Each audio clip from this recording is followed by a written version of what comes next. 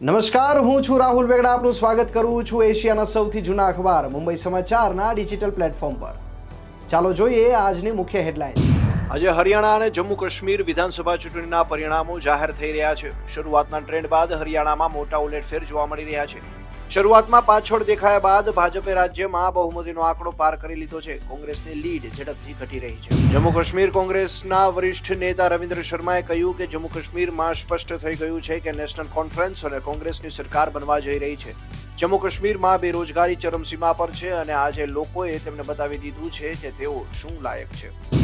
સવારે 10:28 વાગ્યા સુધીના વલણો અનુસાર જમ્મુ કાશ્મીરમાં બીજેપીને સૌથી વધુ વોટ મળ્યા છે.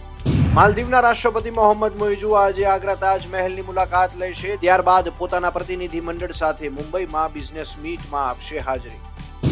ઇઝરાયેલની મિલિટરી ઇન્ટેલિજન્સનો દાવો. હમાસના નેતા યાહિયા સિનવારનું મૃત્યુ થવાની આશંકા. ટાઈમ્સ ઓફ ઇઝરાયેલના જણાવ્યા અનુસાર સિનવાર છેલ્લા કેટલાક સમયથી છે ગુમ.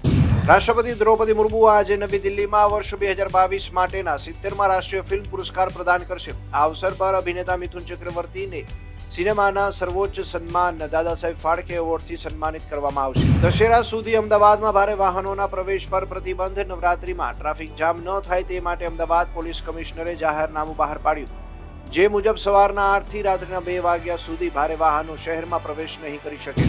બરવાડા ખાતે હાઈવે પર 69 જેટલા પાકા બાંધકામ અને 5 થી વધુ કાચા બાંધકામની ડિમોલિશનની કામગીરી શરૂ કરવામાં આવી.